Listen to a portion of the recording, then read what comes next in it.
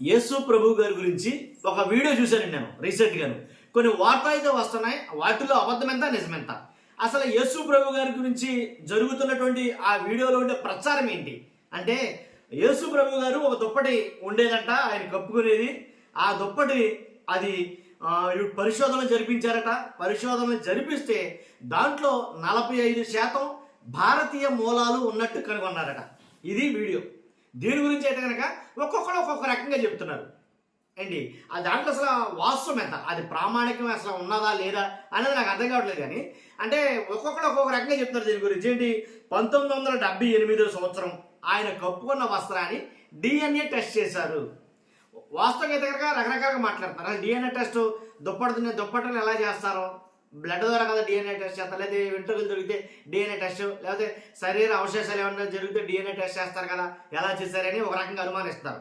అంతేకాదు ఇంకోటి ఏంటంటే, కొన్ని యూనివర్సిటీలు, ఇటలీలోని ఒక 8 యూనివర్సిటీలు కలిపి పరిశోధనలు జరిపినట్టు ఇంచుమించుగా 45% DNAలో 45% భారతీయ మూలాలు ఉన్నట్టు దాంట్లోనూ ఎలా కనుగొన్నా నాకు అర్థం కాల.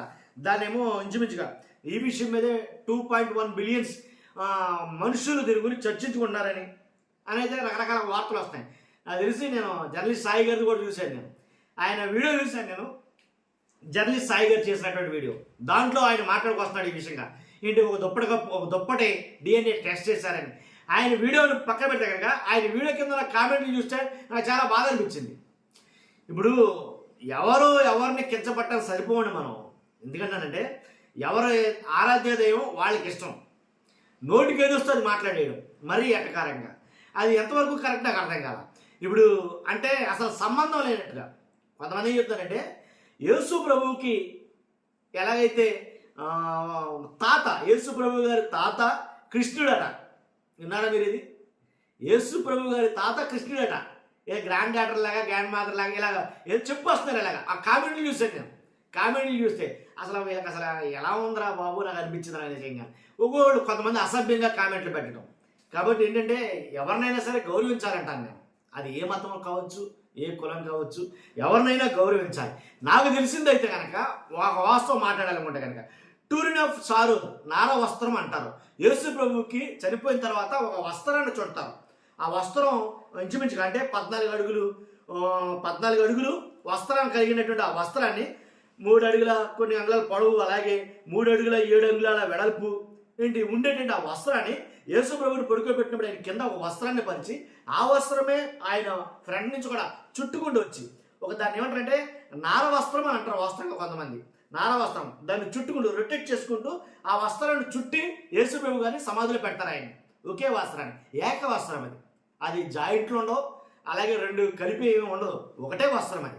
ఆ వస్త్రాన్ని చుట్టి ఎప్పుడైతే 1578లో ఇటలీలోని టూరిన్లో ఉంది ప్రస్తుతానికి ఆ వస్త్రం కూడా. ఆ వస్త్రం ఇటలీలోని టూరిన్ పునీత బాప్తిస ఎవరైతే యోహాన్ గారు ఉన్నారో, ఆ యోహాన్ గారి కథడ్రల్లో భద్రపరచబడి ఉంటాయి. విత్ బుల్లెట్ ప్రూఫ్తో కూడినటువంటి ఒక పెట్టి లాంటి దాంట్లో పెట్టి దాన్ని చాలా జాగ్రత్తగా అయితే కనుక చాలా సెక్యూరిటీతో దాన్ని భద్రపరిచి ఉంచారు ఆ వస్త్రాన్ని. కాబట్టి ఆ వస్త్రం గురించి మాట్లాడుతున్నారా, లేకపోతే ఈ దుప్పటి వేరా, ఆ వస్త్రం వేరా, ఏంటి అసలు చాలా కన్ఫ్యూజ్లో ఉన్నారు చాలా మంది కూడా. చాలా వాస్తవం కనిపించేస్తున్నారు. కాబట్టి అదైతే ఆయన చుట్టబడి ఉంది కాబట్టి అది వేరే. మరి ఇప్పుడు దుప్పటి అన్నారు, ఆ దుప్పటి ఏంటి అనేది కొంచెం చాలా మందికి ప్రశ్నలు అయితే లేవనెత్తున్నాయి. చర్చ అయితే జరుగుతుంది. కాబట్టి అది వేరు, ఇది వేరు. ఇది అసలు జరిగిందా ఆ చర్చ? ఇది అసలు నిజంగా పరిశోధనలు నిర్వహించారా? ఏమీ తెలియకుండానే గాలి మాటలు చాలా మంది బయటకు వస్తూ ఉంటాయి. కానీ అన్నింటినీ నమ్మొద్దు. నన్ను అడిగితే కనుక వాటికి పూర్తి శాస్త్రీయ ఆధారాలు ఉంటేనే నమ్మాలి, ఏ విషయమైనా సరే. కాబట్టి అంటే 45% భారతీయ మూలాలు ఉన్నాయా అని అంటే కనుక కొంతమంది ఏం చెప్తారంటే కనుక, ఆ వస్త్రాన్ని వెళ్ళినప్పుడు చాలామంది ముట్టుకుంటారు. అసలు ఆ వస్త్రం ఎక్కడ ఉంది నాకు అర్థం కాదు. ఈ వస్త్రం గురించి మాట్లాడుతున్నారా? నార వస్త్రం అయితే ఉంది, దాని గురించి మాట్లాడుతున్నారా? దాన్ని నార వస్త్రం అనేది చాలా సెక్యూరిటీ, హై సెక్యూరిటీతో ఉంచుతారు. ఇంచుమించుగా 18 సార్లు, ఇప్పటికి చరిత్రలో 18 సార్లు ఆ నార వస్త్రాన్ని ప్రదర్శించినా సరే దాన్ని పట్టుకోవడానికి లేదు, టచ్ చేయడానికి లేదు.